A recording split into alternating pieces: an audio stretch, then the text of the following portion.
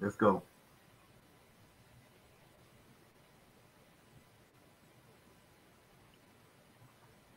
All right, Milner, we live. Oh, God. What's up, y'all? Golly. Technical difficulties all the way around, man. Golly, man. Hey, we back. We back. That's the beauty of being live. We you just never know what you're gonna get. All right, so we here, man. Episode 5, One Life with the Fellas, man.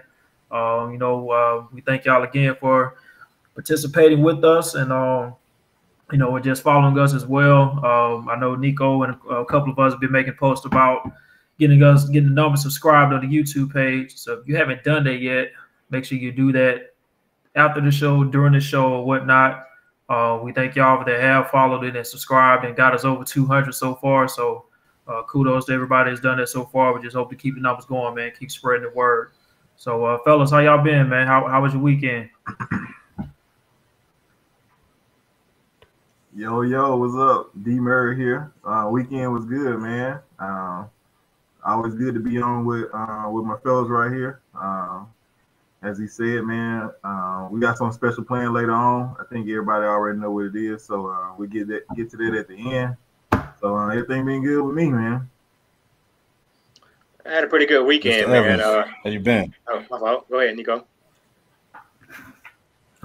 Are you drinking? No, I was just asking how you been. Go ahead. All right. I had a pretty good weekend. Actually had a little gathering for my sister-in-law for her 30th birthday. Her and her husband was supposed to go to New Orleans, so we had a little, celebration for her 30th birthday, and brought New Orleans to her. Pretty cool birthday. So shout out to her, Kiara Holmes, happy birthday. So pretty good weekend altogether.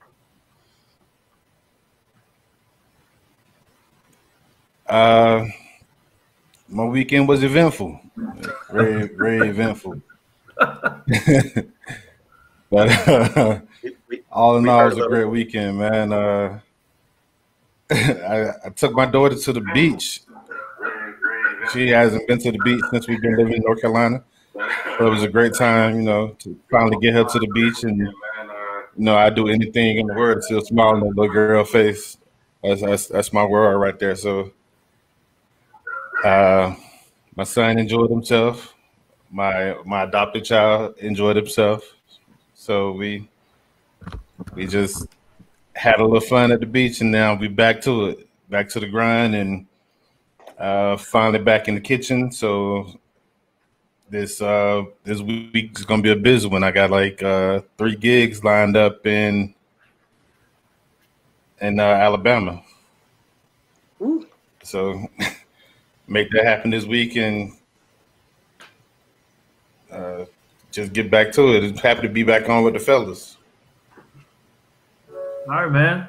So as we told you guys our last episode, and again, we want to thank the ladies that that was on the show for us. Our last episode, we got a lot of good feedback on that, man. So Crystal, Jessica, and Justine, we really appreciate all 3 of y'all.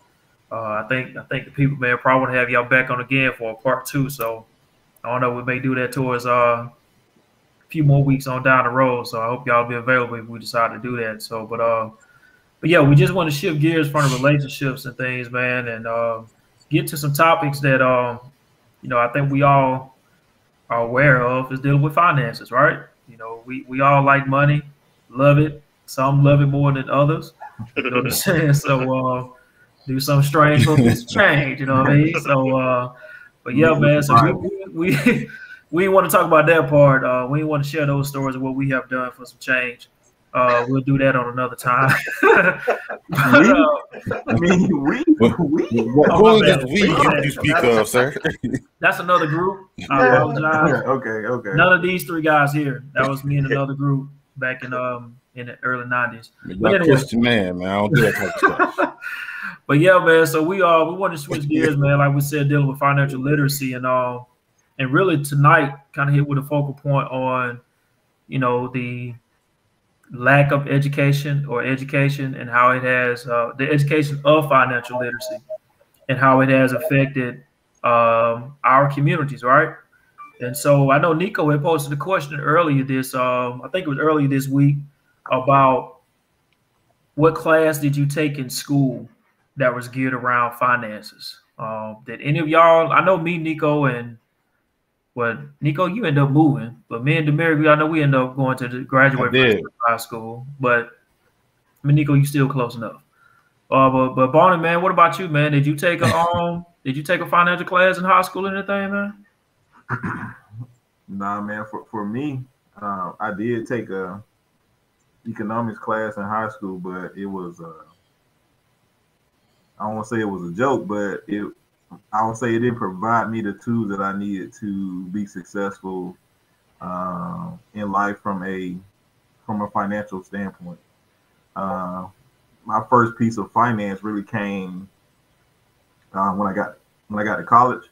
So as many people know that, I was an accounting major for one of my undergrad degrees, and for my second one, I was a finance major. So I really didn't get the financial piece, the real financial understanding until I got to college. So, of course, a lot of mistakes had been made before I truly understood that. Even I'll say this as well. Even in college, I wasn't given the tools to be for my personal success, right?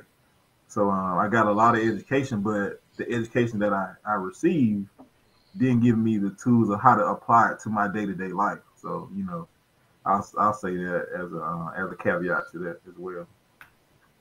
Demaric, what about you, man? What did you? Man, I didn't have any. As far as like economics, they teach you like a little bit of marketing and business stuff, but nothing along the lines of personal finances or what I wish they would teach more is credit. How to read your report and information on how to stay sustained, not just, like I said, the business side of it, where they make you make, a business and all that good stuff. It's good, but it really don't really help you for real in the long term, because most of us as kids really not interested in that, so, it'd be more value to, help me balance this checkbook, make a budget, things of that nature. That's what you need to start out with. Nico, what about you, man? What you got from good old Auburn High? Auburn alumni. Good old Auburn High, man. Pretty much the same thing from Opelika. You know what I'm saying? Like, they didn't teach enough. You know what I'm saying? It was pretty much like just, hey, y'all take this class so y'all can graduate and get out my face type thing. But as far as stuff that I could really use in life, like, most of it came from either mistakes that I made or watching people around me make the same mistakes and trying to better myself from them. It pretty much just learning on my own, honestly. Like, I'm still learning to this day about credit and everything else and how to balance. Like, bro, I'm 36 years old. I can't tell you how to write a check right now. I ain't never wrote a check. What? Really? Thank you for your honesty. Thank you for your honesty. Love the transparency. Hey, but that's real though, man. Who still writes check? Yeah, I mean that's real though, man. But I know, like for me, like in Opelika, I mean the same thing. Like with Demaric, I took what was that government economics class, and it was crazy, man. Like I know with Barney, like he said, we was in college, bro. I had a work study job on campus, and only bill I had was a cell phone bill, and I still stayed broke. And and my cell phone bill was with T-Mobile then, so T-Mobile had $60 bill or something like that, maybe 80 if it go over that much. But good old T-Baby. Yeah, the T-Baby bill, man. But bro, I mean, like I still stayed broke, and it was just because not just really have those personal financial responsibilities, man, of being taught and expressed to me. So it was like, and that was then, Jabos and stuff was out there too. So you go ahead and go get a fresh pair of those. That's 80 bones. The shirt probably $40, and it's just a T-shirt. Sean John T-shirts. You had every color of those. You know what I'm saying? Yeah, had to have those. I think probably the cheapest clothes I probably bought back then, man, was those them 5 for $20 T-shirts, man. We were yelping our white tees back there too. Yep. Yep. More Foot Locker, man. You know what I'm saying? So, but it's just, man, just blowing money just because, man. And you know, like you said, man, I'm 36 and she was still paying for those choices I made back then too now, man. So but yeah, I mean, it's just crazy, man. I know we saw a lot of responses from folks too, and that was interesting to see you know, the different feedback that we got submitted from everybody that either had a class or didn't take it. You know, some of them, like you, Bonnie, said they didn't really get the concept of all this stuff until they took a class or two and or with experiences in college. And I think that's just the narrative for a lot of us that had the same skin complexion as us on this show. And so I'm gonna hold the other question that I have, man. Let's bring in our guest. We do have a guest with us this afternoon or this evening. Good brother of the Alpha Phi Alpha Fraternity Incorporated. To throw that little nugget out there, but I ain't gonna do nothing else to introduce him. I'm gonna let him introduce himself. But you know, he's a good guy, man. Name is Ray Cottrell. So we can kind of bring him in because I do have a question I want to ask. I'm gonna ask him the same question as well, but have a follow-up question to that and get all of y'all feedback on it as well too, and then we'll dive into some other things as far as credit and stuff that he can probably give us more insight on. So let's bring him in, man. All right. Before we bring him up, too late now, but hey, I guess everybody watching, if you have a question, don't be afraid to ask it. We will get to it. Just go ahead and ask if you have a question about what we're talking about at this point in time. But let's go ahead and get with Ray and see what we got going on. Ladies and gentlemen, Ray Cottrell. Hold on, man. First of all, giving all glory and honor to God. I just want to say I'm thankful to be here with the fellas, man. I just, you know, it's a privilege. I'm a big fan of the show. I don't subscribe to many things because many things are not subscriber worthy, but I did subscribe. So I appreciate what you guys are doing, and you guys are doing a great job of asking some really interesting questions, right? Like really, like there was one financial question I think Nico put out, and it was like, it was alluding to, would you be honest about some financial failures you've had in the past?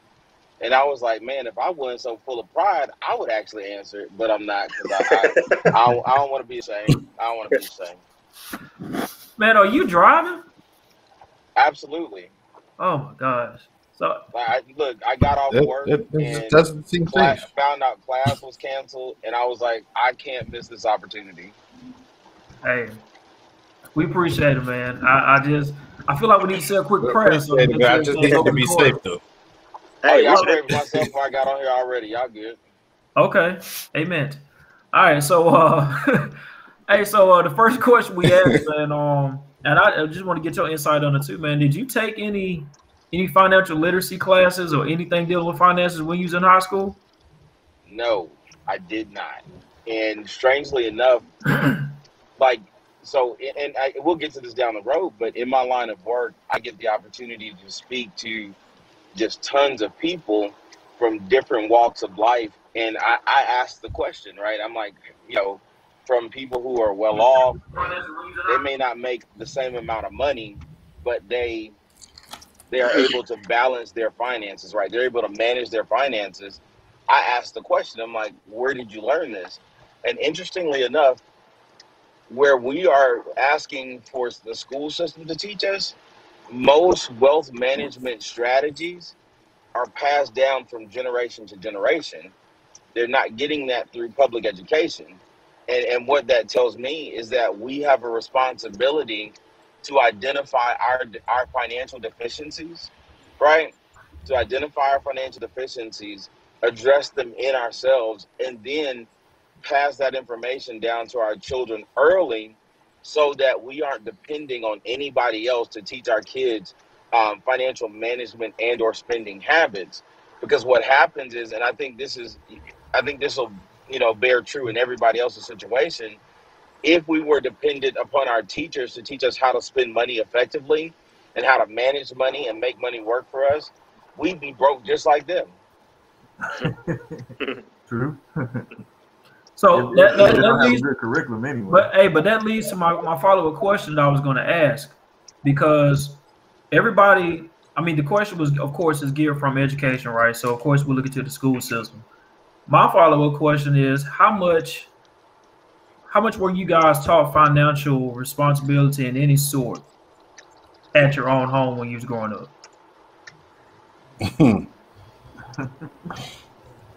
Did your folks talk to you about credit?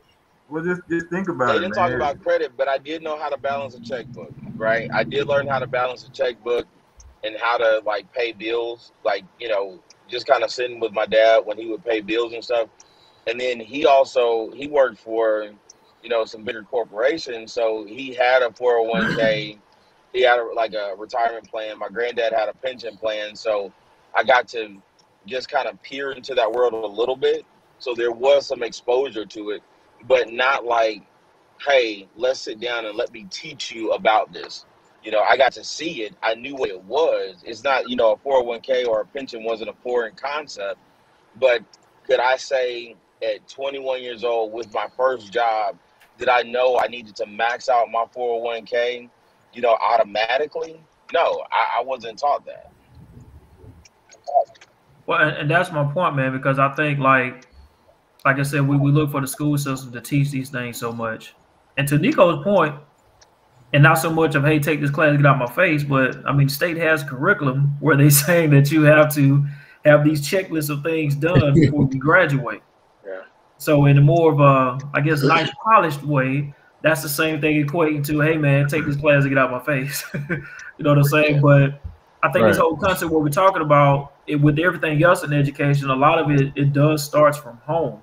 So like I know with me, with my mom, and there's no knock on her, she did everything she did for all of us.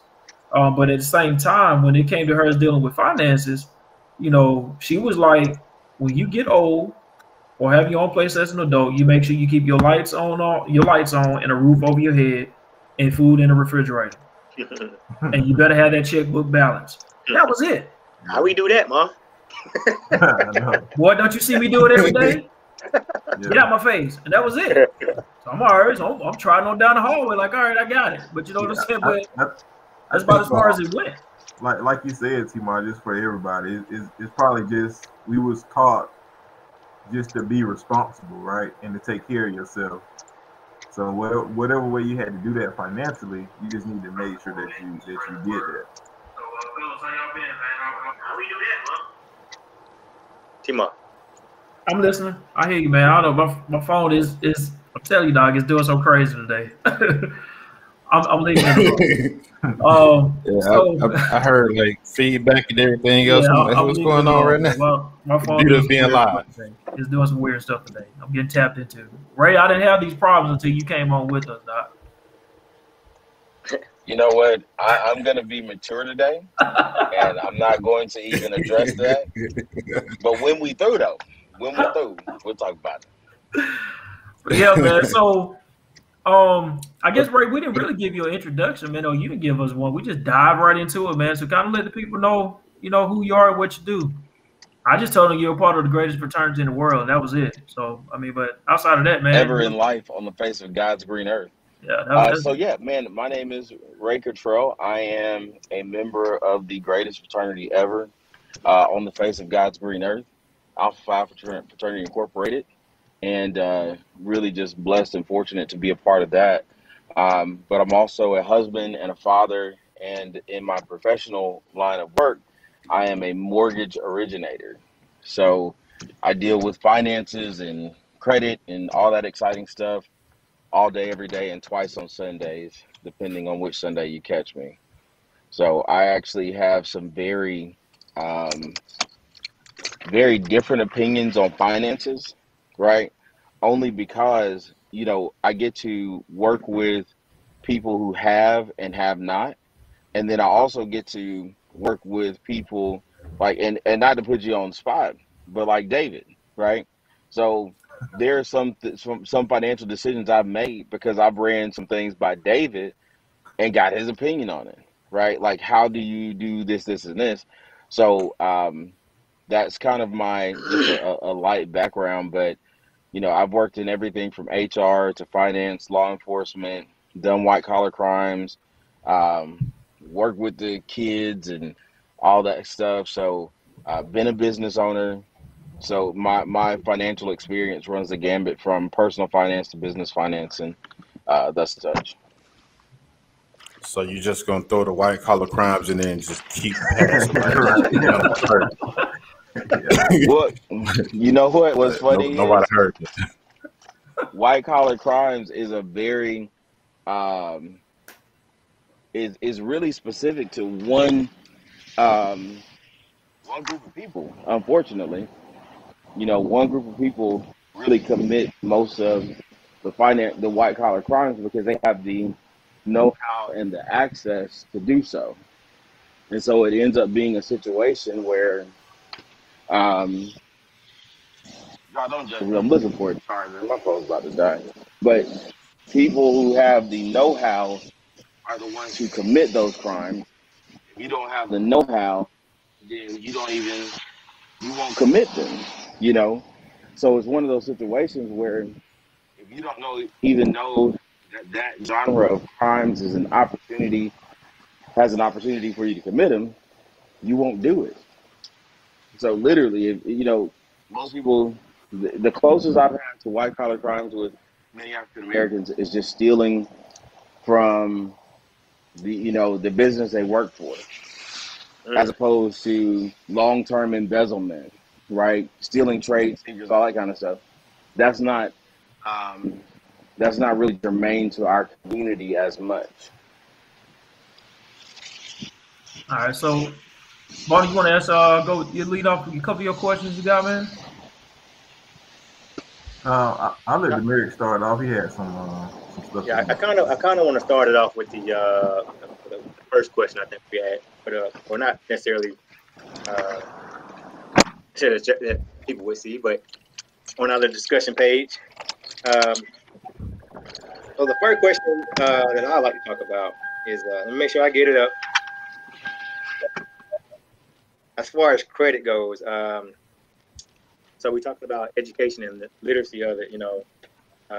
How has it affected our community as a whole? And man, I guess he went away. I guess that I would take that back, or I think to of course, slavery and all that. We can go to Jim Crow, but even once we got our stuff together, right? So I just look at the 1930s as far as the housing market and how they segregated Black people into their own communities, and by doing so, man, they put I guess when they clump certain groups of people in certain areas, those communities are coming up. The value of their homes are increasing, and we just kind of got thrown in the slums or the ghetto or whatnot, and never really gained any value from that. So a lot of people that owned homes back then, where you could buy a house for like $30,000, those houses are now worth like $300,000-$400,000. In today's era, a lot of those houses are worth money. So if you can see, or that being passed down from generation to generation, and at some point being sold, that's a lot of cash earned for a family. So I wonder if financial literacy starts kind of with that, because then you have not only with that, but you tend to, you hope that you take that money and you do something else with it. So you place it into businesses, and you get degrees and other certifications that help you continue success. And I don't think a lot of that was happening in the Black community. Also with that, not having money, you see what the crime rate is. That come from people just, I wonder if that come from people just, got nothing else to do. Another way to come up. So a lot of that got to tie in with other stuff. So it's hard to put all that together. Yeah, I was like, I don't want to be stretching here, but what I'm saying, like, I feel like all that tying together when you talk about, mass incarceration, the black man being pulled from his home, man. We can go on for days, and not to sit here and make excuses, but a lot of that ties into, all right, now you got a woman working 2 or 3 jobs, trying to make ends meet, really not there to really pass down financial literacy, and again making ends meet. So really don't have the the means or the knowledge, or not the availability to gain knowledge, or the time to gain that knowledge to be financially successful. You know, a lot of it is hard. So I think that's where the lack starts. It's funny, man. I picked up on something, man. I think that's still happening today. Like, where my mom stays, like on Auburn Street, right? I mean, of course, you know what I'm saying. Everybody's, some people may know what I'm talking about, but you know, yeah. Auburn Street, right here. So, like at like that where my mom stays, I mean, it's predominantly black. But like now on the top end of Auburn Street, they have kind of a few of the houses up there at the top of it, they've remodeled, right? And so they remodel these houses, man. And these houses, no lie, maybe a 2-bedroom, maybe a 3-1 bath or something like that. Not that much property and everything, but they got the rent and mortgage for them like $900 to $1,000. And if you were to go deeper into it and look at some research as far as the income around in that area, they know for a fact they ain't staying in them houses. So guess who's moving into them? Push them out. Yeah. Right. They got the end around now. That's supposed to be the direct connection from Tiger Town, which is like a little outdoor shopping center for those that don't know, down into downtown, because they're trying to make downtown more vibrant and more business marketable and all this other jazz like that. So it's almost as if like they're doing the same thing you just mentioned, Demeric. They're taking the houses and things that we owned at one point, and like my mama, man, she got like for like 3 months in a row, she was getting something in the mail, random little postcard or something saying, "Hey, you thinking about selling your house?" With a nice little dollar on that thing. You know what I'm saying? I said, "Mama, they trying to gentrify you." Gent who? I said, gentrify you. What the hell is that? I said, I had to sit down to break it down to her and everything. She, well, I ain't been to sell my house anyway. They ain't been trying to get in. She going to hold a soapbox and stuff. But I'm like, but that's the strategic move. Like, you got to think about it. My mom is a single mom, right? She hustled and grinded to provide for everybody. So if you send her something of that sort, a retired woman, and she's like, "Hey, we can give you 20,000 or 10,000. Just say there's a number out there for your house." To her, she's looking like, "Okay, yeah, that's good for me. I can use that to be good and go get in something else where you probably paying more going into something else versus what you're doing now in this house." Yeah. And so then before you know it, man, now that's being ousted and pushed out, and now you have that another house that's lost by us, then taken over by somebody else.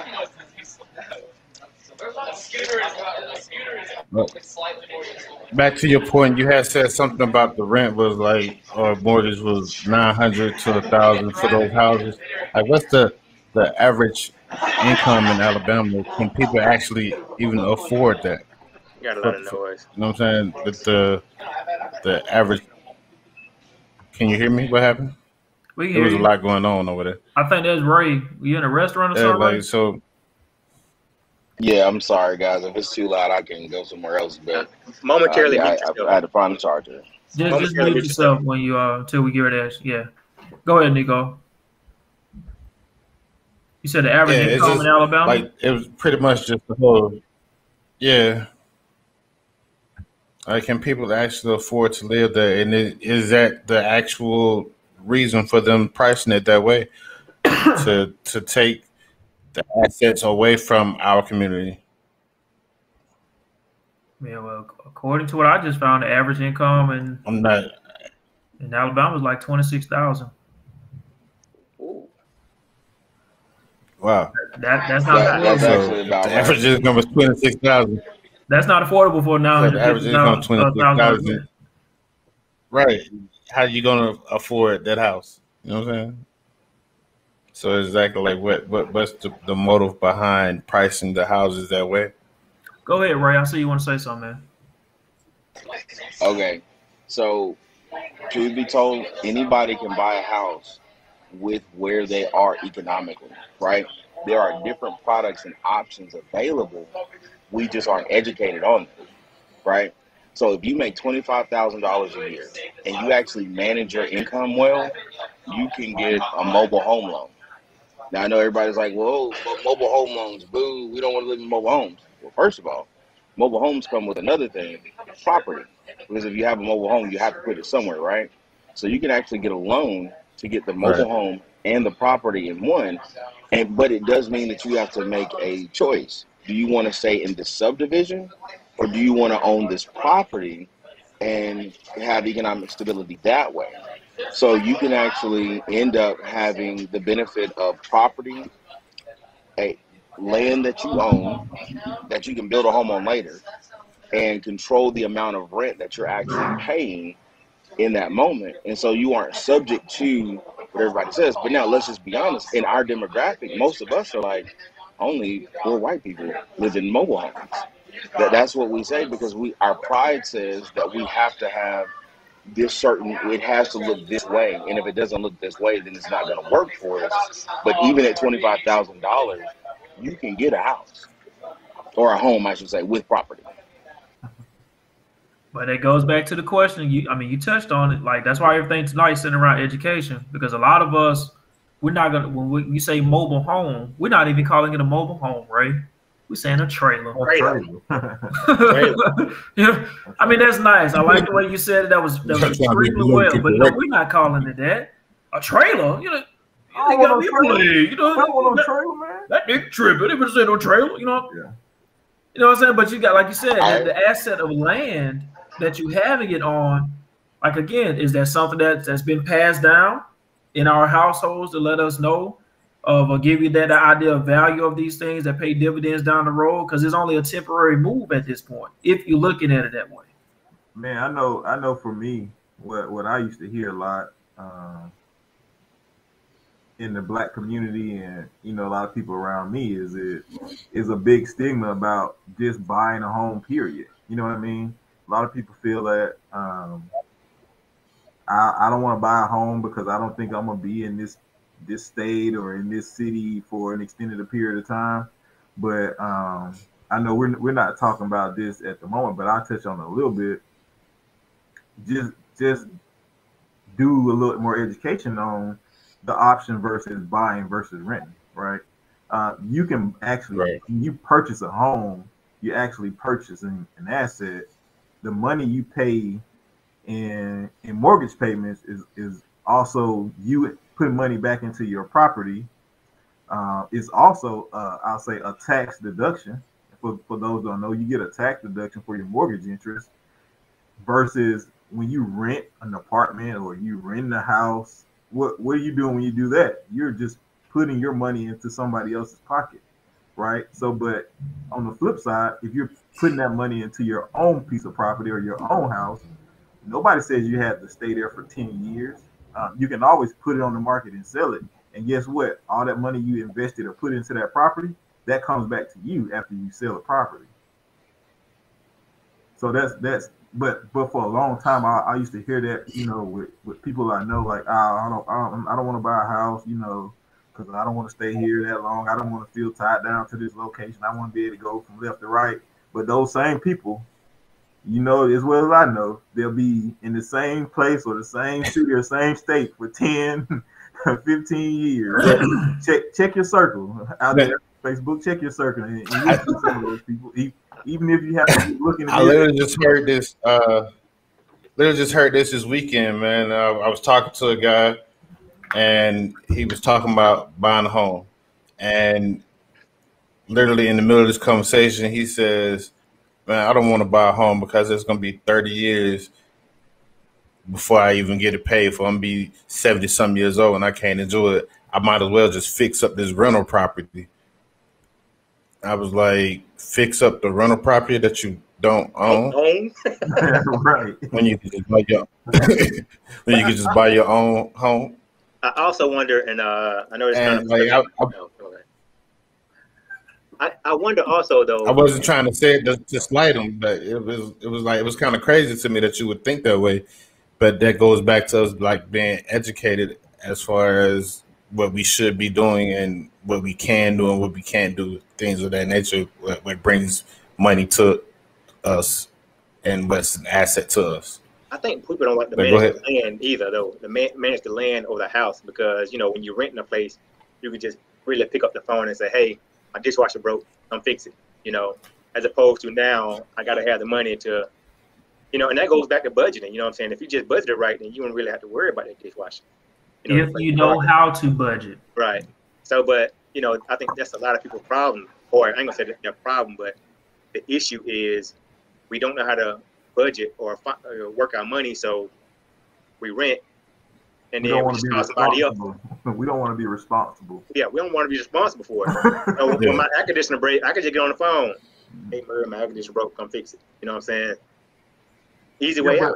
You know what I say to that, Demeric? If you want to be able to pick your phone up and call me when something broke, continue to give me your money, and I'll take it. You know what I mean? Gladly. All right. So on the best end, go ahead, Ray. Go ahead, Ray. I'm about to switch. Yeah. I answered a question like that in a home seminar 2 years ago. Old lady, she had to be every bit of 65 years old. And I said, listen, for $10 or $20 more a month, you can get what's called a 210 home warranty. If your dishwasher breaks, call them. They'll come fix it. Your roof leaks, your air conditioner goes out, refrigerator breaks. It's still, like literally, it's still a lot of times, depending on your willingness to be in your budget, it is actually cheaper to own a home with a warranty than to rent in most places. And that's with the home. Like my parents, they were with this company called Old Republic Home Warranty. They switched to 210 home warranty. Their dishwasher disposal broke. I said, listen, you got it when you close. Go call them. So it's all the benefits of renting with all the benefits of owning. The only difference is you get to decide what gets done and when. But it goes back to, like you guys keep saying, it's education.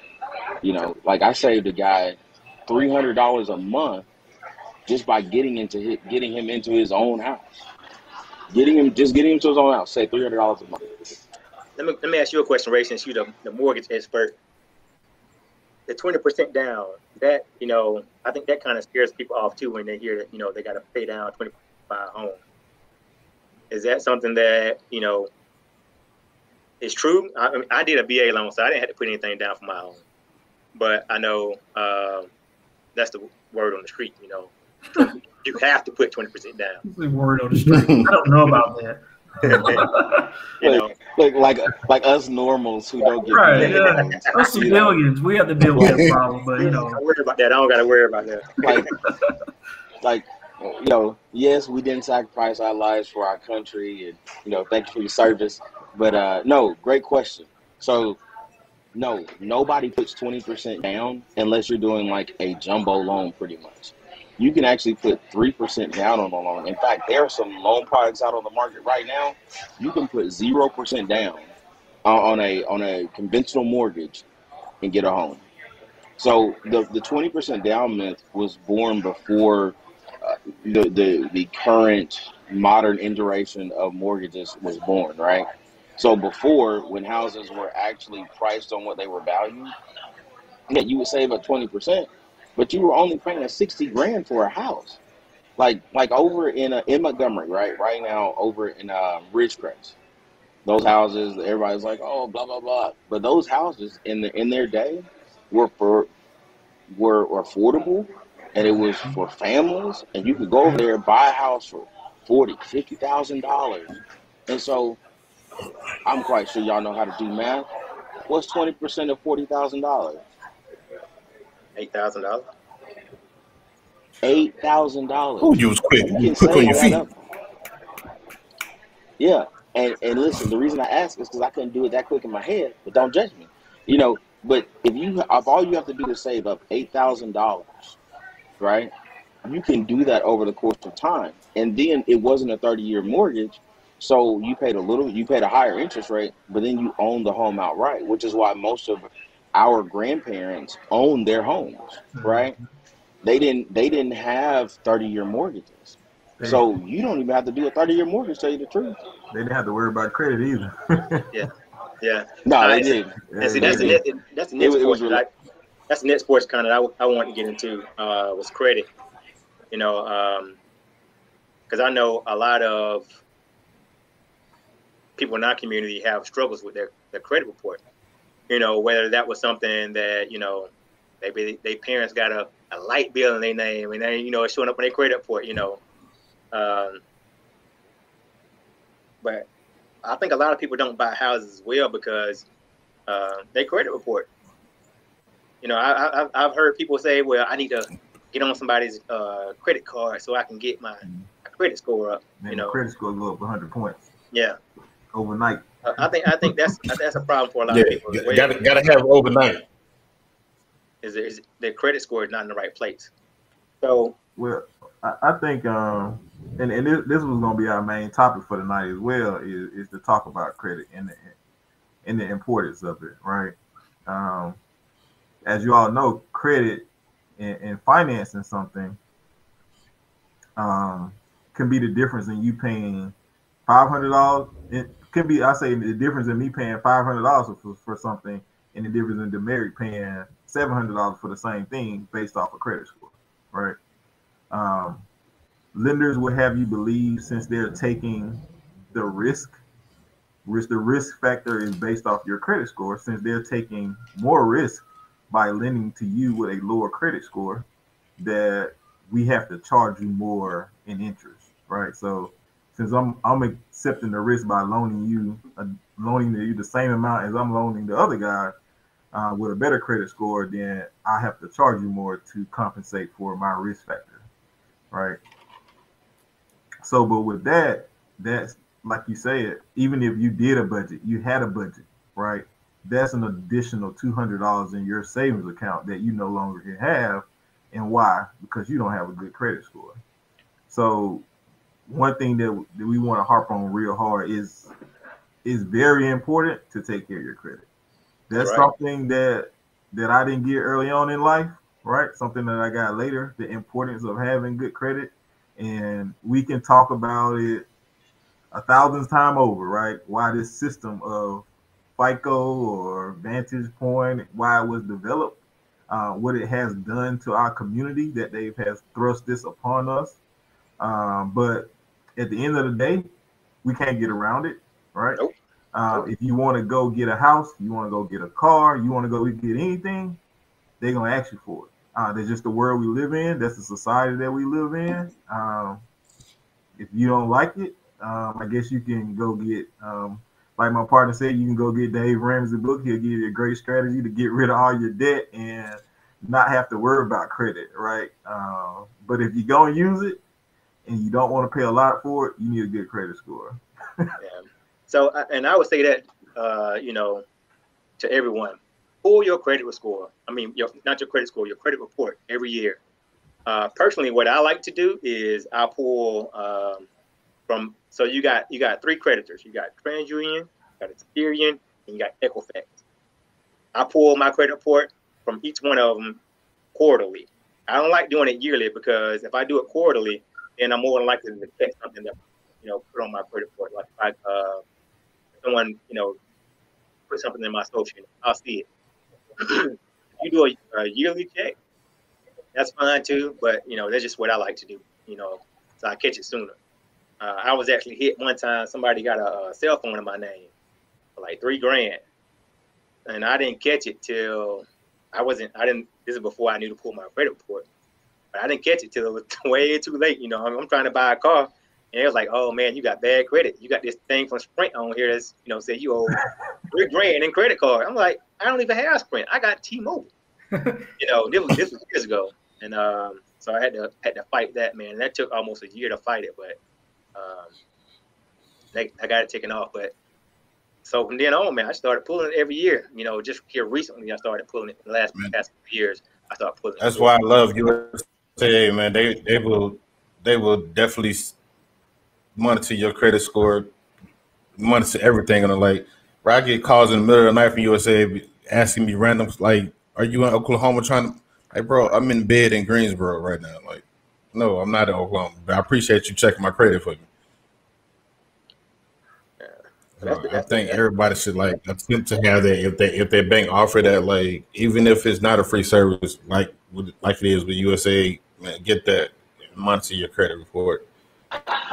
You can go to freecreditreport.com once a year. If you don't have the service like Mr. Evans was saying, freecreditreport.com will allow you to pull your credit score, not your credit score, I'm sorry, your credit report once annually. But I'll tell you, the best thing in the world, if you can get a credit monitoring service. And so, one thing I would say to look out for is with all the data breaches that have been going on, many people have actually been a part of those data breaches, right? To where one benefit of the settlement is for that is that you get a credit monitoring service. So, like if you had, I remember T-Mobile's been breached, Verizon's been breached at some point, T-Mobile just got breached. healthcare centers. Yeah. So if you had them, part of their like give back is to do credit monitoring for you so that you can access and see what's on your credit. And then I'm not going to say I endorse anything, but just for a know what's on your credit score, just to kind of know, hey, I just want to know what's on there. Credit Karma gives you 2 of the 3 bureaus on there. Now, I don't trust Credit Karma's credit scores because they use the Vantage, not the FICO. Yeah, they use Like Vantage for the 3.0. scoring model. Yeah, nobody uses that. Like nobody uses it. It's like somebody selling you the very first Android that came out and telling you to join an iPhone group chat. It's useless. You know what I mean? You not only you're not gonna show up green, you're just not gonna show up. You know what I mean? So, like, but just to know what's on it, that Credit Karma is a great place to start. But that freecreditreport.com annually is great. Check and see if you've been a part of any settlements. Like if you've had T-Mobile at any time. So like I switched from T-Mobile, but now I'm going to go back and use their credit monitoring service because they're going to do a better job than the one I'm paying for because they have to so they don't get sued. And then a lot of people have errors on their credit report. Like over 90% of Americans have errors on their credit report. And the number one thing, yeah, like you were just saying, somebody bought a cell phone on your credit.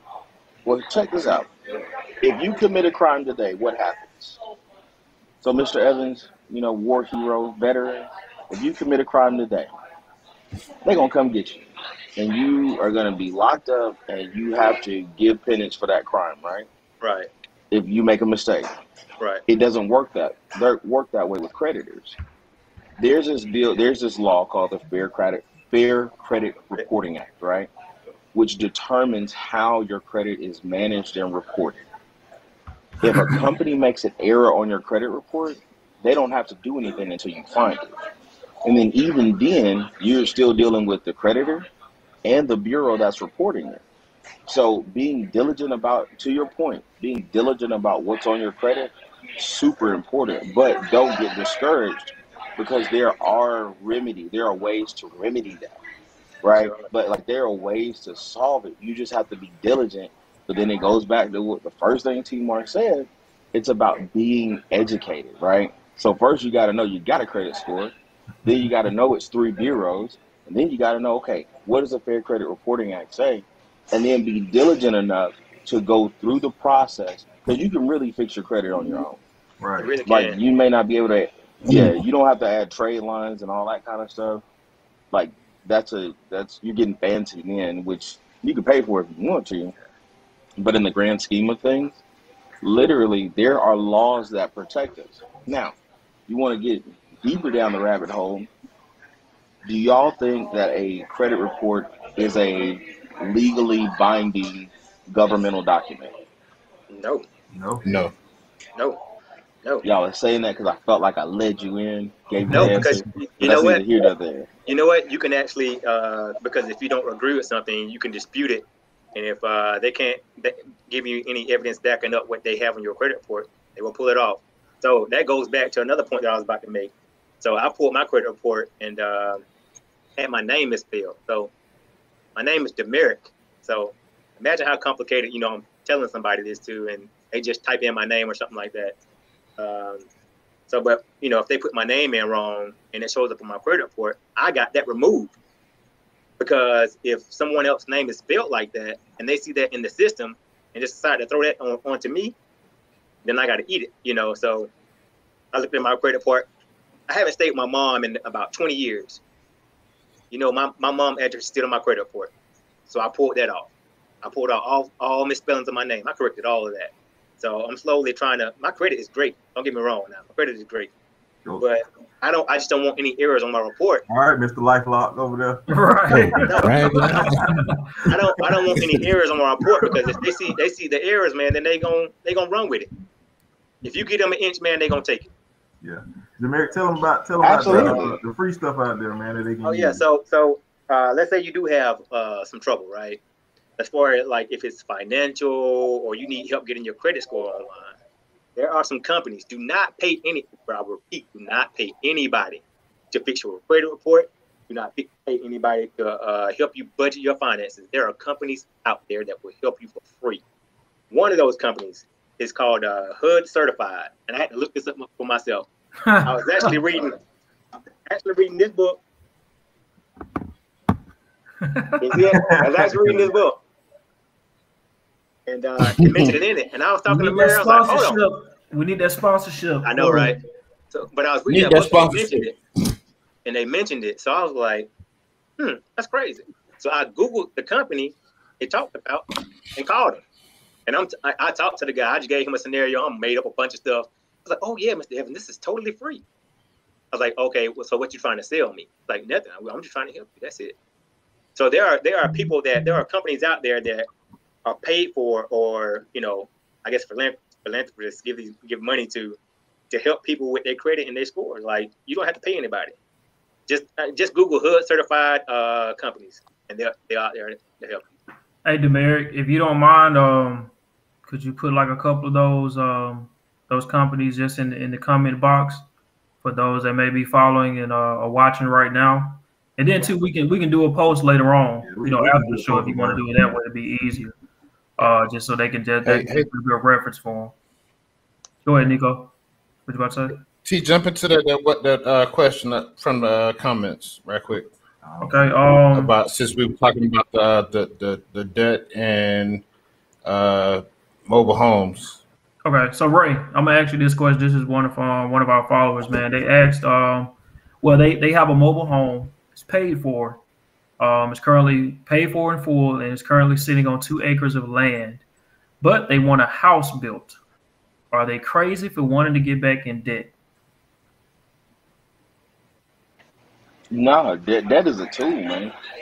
That is literally a tool. So you have an option. You have one or two choices.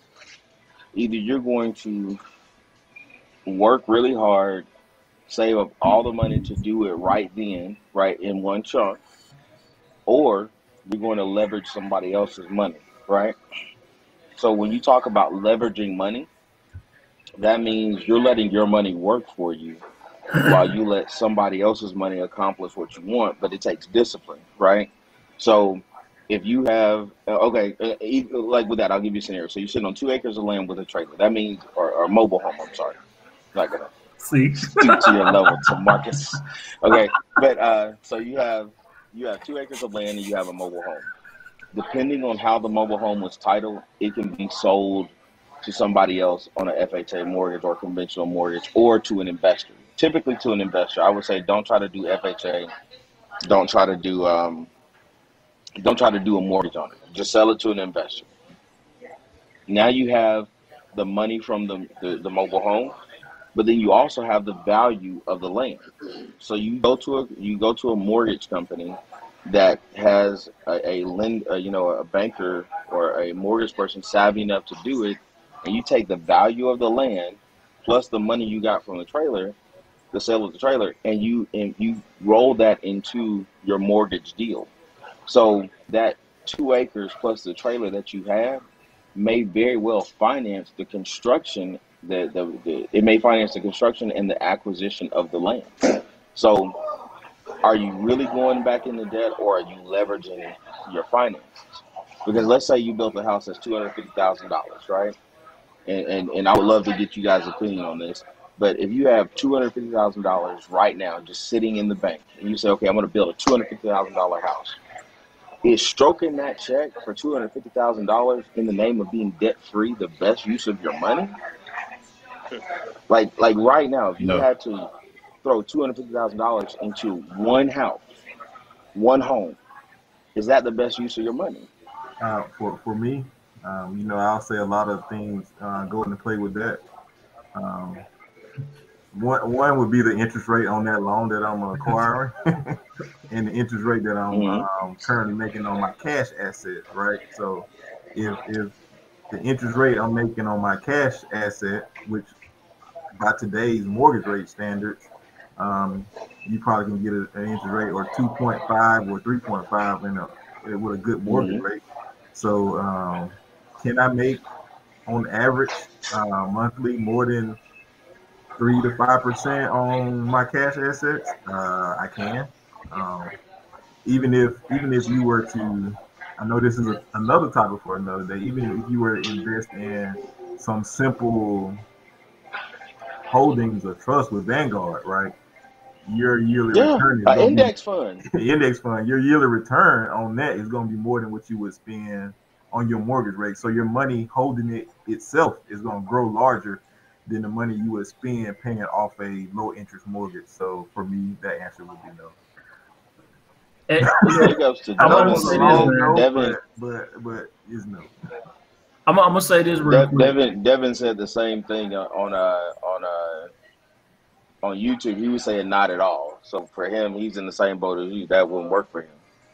So I'm gonna say this though, just listening to y'all, because I think part of the reason why some of it, kind of going back to a point we made earlier, but bridging into the conversation we just had there, a lot of the reason why us Black folks, when it comes to finances and everything like that, we don't want to know about anything, or we don't know, is because we're afraid to let people know. I don't know the basic things that you just talked about. It's like, for instance, y'all just mentioned something as simple as cash assets. I bet everything that I got right now, I bet there's somebody that's following the page. Didn't understand anything you said. Didn't understand a word that y'all didn't understand the word. And Ray was getting excited, like, yes, that's it. That's what I'm talking about. And somebody like, cash assets. What are they talking about? It's cash money. They're not going to ask. But they're not going to ask it. They're not going to ask it because you know it's something that we supposed to know because I'm a grown man or a grown woman. But that's part of the problem too, that we continue to stay in the cycle of struggles because we just don't ask the basic questions of like, bro, what does that mean? What do you mean by cash asset? I mean, I'm just saying this I'm just, can you elaborate a little bit more on some of those points y'all made? Maybe just give them some definitions about some of the things I was just talking about so they can know the full scope of that scenario. Word of the day. Let me tell you. All right. Comments on YouTube. Let me tell you. Anybody check the comments on YouTube? I can't see those. So yeah, I'm on YouTube. I'm looking at the Facebook comments. So. Mayor got it. Well, go ahead. Somebody might have asked that question and we just didn't see it. No, they did not. So to your point, to Marcus, like I honestly, I called to Marcus like 2 weeks ago, and I said, big ups to what you're doing, man, because you bring up a lot of just like salient points that are just so on target, but because it goes back to education. I was reading this article, I think it was, I forgot where, but I was reading the article, and it was about Emmitt Smith and Michael Jordan, and maybe you guys have seen it. I know you're talking about. Emmitt Smith called Michael Jordan and asked for, business advice, right? And they basically Emmitt didn't know how to do the business that Michael Jordan was doing. So Emmitt Smith called Michael Jordan, set up the meeting. They went, they had the meeting, and at the end of the meeting, basically the story just says how Emmitt Smith was like, why don't you share this? And Michael Jordan was like, well, what did you do? He said, well, I called you and I asked. And the issue that we have is we won't just ask, right? We won't ask. We feel embarrassed by. It's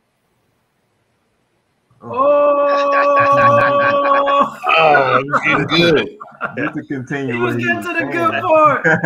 He's speaking the truth though, man. Like, most of us as adults, man. It's pride, man. Man. I tell my wife all the time. My wife get on to me, boy. Like, if we going somewhere, if I don't know where I'm going, I'm pulling up. Hey, where's such and such? But you gotta ask those questions, man. Like Timor was saying, what is cash asset? When someone is talking to you and giving you information, because Murray, you gave a lot of good information just then, but I bet a lot of people didn't have a clue of what you're talking about. Hey, I'll be one of the first ones to admit, like, as far as when it comes to learning about finances and things, like I didn't learn as much as I know now until I met Boney. Like, dude just put you on game about a whole lot of stuff, man, that, you know, you may have heard it, seen it a couple of times. You ain't thinking about it, man, until like he put it like right there in your face, and he'll put it so simple. You're like, dang, bro, I ain't thinking about that. He's like, yeah, man. Like we was talking about earlier before we came on the show. Like, hey, bro, sometimes you gotta know it. You gotta go out there and get it. I already got it. You know what I'm saying? And so I just, like I said, I know those one of those, and I'm 36, right? And like I said, these are things that I'm just now learning probably within the last 5 years. And of course, we've been knowing each other for like 10 plus or whatnot. But man, it's like those are things that like I've learned over time just to ask the questions, because you can walk around here thinking your knowledge is on point for what you're doing, but it's like, dang, man, you ain't even really scratching the surface yet. And so you just got to put yourself out there, man. And I hope we encouraged all of y'all tonight, you know, in some form or fashion, you know, with the little nuggets that we've dropped, even from the book that Demeric put up as well. Should go grab that if you need to, man. I think there was a guy that I think his name was Matt Stork, I think it was, that made a really good post as far as the tip that he left on the page, man. And we had to reshare that again. That was a dope thing he was talking about as far as like helping getting credit established and everything like that, and how to sustain it. So and these are the things and nuggets that we need, man. Put out in Vegas. Okay. And so you know, like to Ray's point, and he doesn't mind picking up the phone either. Like, he'll answer the phone for you and give you tips. So if you really need to get in contact with him or any of us, like, ask the question. If you too prideful to ask on the page, inbox us. We'll get the question answered. I don't know everything. I'm about to call Murray when we get off the phone and ask him about this index stuff. You inbox me. You inbox me. I'm gonna send you to Ray. I'm gonna send you to Boney. You know what I'm saying? I get you right. I'm gonna send it to you folks. It's like I think the additive was, you know how when they do like the gym thing, right? You know how people go in the gym and say, you know, hey, this is a judgment-free zone, right? So and that's exactly what it is, right? Yeah. Because at the end of the day, think about this. Where do you want to be financially in life, right? Who do you need to talk to get you there? So sometimes you just have to open yourself up and be vulnerable to the things that you think are private and let people know. Because one thing that you'll learn is nobody can help you if you don't say you need help, right? I mean, we're here talking to you guys about a lot of things, but our whole mission is to help you and educate y'all on a lot of stuff that we know. So we'll be doing a disservice if we say the buck stops here on this episode, right? It doesn't stop here. Our inboxes are open. Our Facebook posts are open. If y'all see a topic or something that y'all want us to discuss that you don't want to talk about, as Nico said, he gets a lot of anonymous inboxes in his. We'll do that, right? We'll put it out there. We'll have those conversations. We have those discussions so we all can benefit from them, right? Like T-Mark said, I tell them all the time, hey, you don't have to go out there and get it because I got it, right? So I share all the knowledge that I have with these guys all the time. I'm an open book with them. It's no secret. I'm not hiding anything, because one thing that I say about when we're striving to get somewhere, it's better to go together than for me to try to pull you along, right? So if I give you the same knowledge that I got, knowing that we all trying to get to this end goal, right? We all trying to get to this one point. It's better for me to give you so that we can run together than for me have to carry and pull you to get to where we're trying to go. So now I see Ray back. We'll let them finish it up. But isn't that indicative of, even in our, not to go back to the past topic, but even in our personal relationships, like whether it's, you know, significant others, spouses, we have the same attitude towards one knowing more than the other, and we don't want to humble ourselves to go and say, okay, you're better at this than me. Like right now, I can be honest with you. Murray will tell you, I've asked him about his investment strategies on stuff, because he's better at that than me, right? Like, all I know is I can just throw money in an index fund and be okay. I didn't know about ETFs till he mentioned it. Now, I will say this, because, you know, don't get it twisted. I did go read before I talked to him. because I didn't want to seem stupid when I was talking to him. But I did have the conversation. You know what I mean? But we have access to people through relationships that can help us be the best version of ourselves possible. But because we have so much pride, we'd rather just waller and squalor, right? We just rather live way beyond who I believe we were created to be than just ask for the help. And not ask for the help because somebody owes you something or you're less than, but ask for the help because you need help in that area, but you can give help in another area. It's like we have, like right now, I would bet dimes to dollars because it's Alabama, and somebody on here went to Alabama State University, founded 1867 on the fields of Marion Green. I'm not trying to start none, I'm just saying. But there's a social worker out there, right? And that social worker is great at connecting people to the mental health care that they need. But that social worker is horrible in finances, but they can help everybody else, but won't get the help that they need in their finances. So it's all about relationship. It's being willing to be transparent, finding good, safe spaces to be transparent in, and then grow. You know, because that's what's worked for me. Like, I'll be honest with you, there are areas in my life where I am not strong, but I know people that are, and so I am more than happy to trust them. Hey, this is an area I'm not strong in. Can you please help me? And I think that would take us a long way. Because, like, in my line of work, that's what I find. Most people don't want to be honest. I'm like, listen, I'm going to find out. I'm going to see your credit report. I'm going to see your bank statements. Like, just tell me now. Just tell me now so I don't have to come and ask you. Just tell me now. Let's get it over with. Right. And that, because, like, I was talking to a gentleman last week. I said, okay, Mr. Such and Such, this is what I see. This is what I think we can do. Now, he could have told me this at the beginning, but he didn't want to be embarrassed. And half the stuff that he's dealing with is stuff that's covered under the Fair Credit Reporting Act. He just needed the information. Like, a lot of times it is our fault, our situation. But sometimes it's just we don't know and we've been taken advantage of. You know, so I can bet dimes to dollars right now. There's 20 people or however many out of at least 5% of the people on this podcast right now that are in the comments that are watching or watching on the replay have the ability to be in a better place in their financial situation, better places in their relationships, better places in their profession than they are. They just won't ask for help because pride is a killer. Man, pride will cause you to be less than you can be. And here's what's messed up. If you got kids, you're being selfish because your kids deserve better than you're giving them. But because you want to be selfish, you won't ask for help. So if you can't do it for yourself, which is idiocy at best, right? Do it for your kids. And I'm sorry, I'm not trying to be offensive, but I'm just passionate about it. Go ahead. I'm not trying to be, offensive, right? But you know that's right up my alley, right there. I like that type of song. But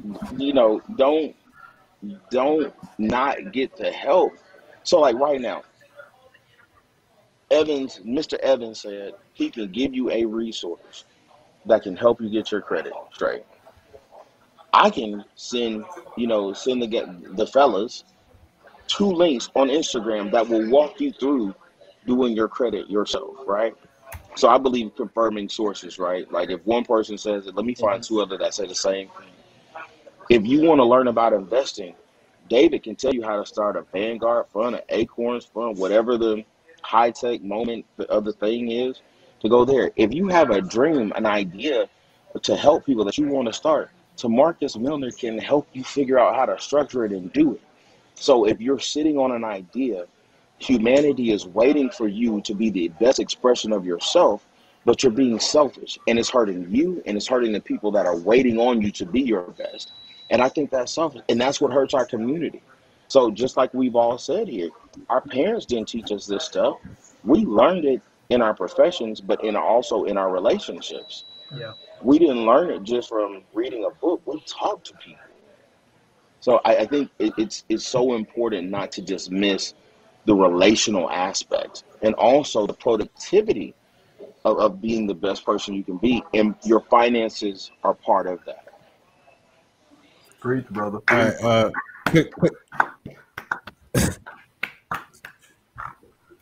quick thing. We're running out of time, but we really want to just start with the education part. There will be more finance episodes because we didn't even like scratch the surface. We really went and got a shovel. That's all we did was go get the shovel. We ain't really did anything yet. We just However, bag, a I want to talk more about credit, man, but we don't got time. Yeah, we don't. But the question about the mobile home and the building the house, they said that can you give the steps again a little bit slower because like you took them too fast and didn't really understand all of it. Hey, this is a video. They can go back and watch that. They can go back and watch it. So it was like just give the steps.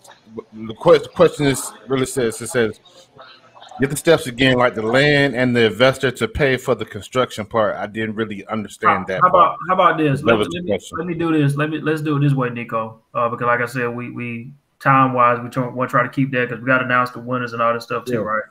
So if we can, Ray, when we conclude the live or whatnot on the post of this live video, if you could put the answer to that question, is that possible, sir? So I'll do you one better. David, if I'll give you a call. I'll actually do a whole video just on that, right? Like I'll do a video response on it because it's simple, just in theory, but it's just a few pieces that you'll want to have. But definitely, I'll do a video response to it. That way, you guys can, I know y'all. I love it. We'll yeah, do that. so we can do that. Let's take that video. Maybe we can post it to the page. Yeah, we'll post it. Yeah. Post the Y'all page. gonna let me be down with the crew? Absolutely, man. Yep, absolutely. But right. Nico, you want to go ahead and make the announcement? I had totally forgot about that. I'm glad you reminded me.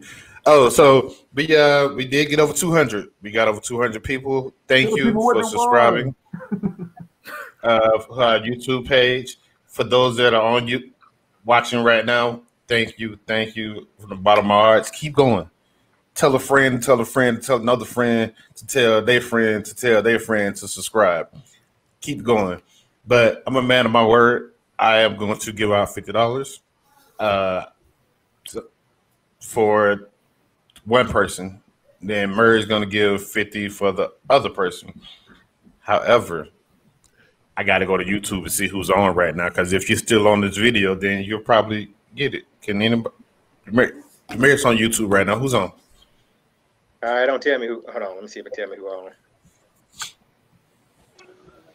Hey, while y'all are looking at that, also I did a video a couple of years ago on how to like read a credit report. I'll shoot a video on that and send it to you, Murray, and that way y'all can, as y'all cross those bridges, you guys can post that and kind of go there too. Appreciate it, man. Nah, it won't show me who was actually on right now. Definitely appreciate it. It won't show who's on? Nah. Okay, I'm just gonna pick a subscriber from the YouTube, and I'll get your information and you send me your Cash App, because I really can't see the YouTube right now while we're on. And then Murray's gonna do. I think he said he was doing his for the comments. I said my wife on. She done made about 5 comments. So right now, she don't put her hand up, a smiley face. Y'all better give me my lunch. Right. So, just to provide a little insight for those who have subscribed to the YouTube page, if you've not made it public, we can't see that you subscribe to it. So like right now, I think it's about maybe 85 to 90 people that we can see who subscribe. So what I'll do is I'll put together like a spreadsheet with everybody who subscribed and who made comments on the past 2 videos, and then we'll do a random sample from that list, and we'll pick the top 2 people from it. We wanted to do it live tonight, but YouTube want to let us export the subscribers, so we got to copy and paste them all straight from YouTube into a spreadsheet or something to do it. So we'll do that. We'll do that tonight before we get off after our recap, and then we'll let you guys know tomorrow morning who won. Yeah. And if you got one of those crazy, I see like a lot of people got some like ADC Flakes or something like that, like some crazy YouTube names. Man, I hope you can identify yourself or somebody else gonna get your cash. This right here, Just let us know. Also, I had made a post about this. Once we get to 1,000 YouTube subscribers, I am going to personally cook dinner for you. Yes, I am. I'm Chef. Chef Nico. Right. Let's 4 people. It's going to be you and 3 other people. Okay. Dinner for 4. I am going to personally cook dinner for you. Hopefully, it's somewhere local, like between Alabama and North Carolina. But if it's not, we'll figure out how to do it. If I even have to pay for a chef to come to you, if you get us to 1,000, I am personally going to cook dinner for you. Once we get to 1,000, so keep hitting that subscribe button. I love it. 3-course meal. All right, man. So subscribe button. Again, man, we thank Ray for all his expertise he brought to the table tonight. Even with that man was dedicated and driving in the rain, phone about to die, going by Chargers in public, looked like he was in Chick-fil-A at one point. That's dedication, man. We love that stuff, man. You know what I'm saying? We need that. We need that energy in our life, man. So hey, we appreciate you, bro. Even the videos he said he's gonna, record and submit. We're gonna definitely make sure we post those to the pages, even on the YouTube page as well, man. So for folks that can that haven't caught on missing on one, you can catch it on the other. And so like Murray said, man, we just we here to just try to educate everybody, man. Not only our followers, but ourselves as well, and try to uplift our community, man. This topic here, when it's dealing with finances, like we said. Even like with the stuff with relationships, there's a lot of stuff we did not cover and touch. So, there's a lot of things, man, we can dive into, especially with our communities to where they are. We live in an informational age right now.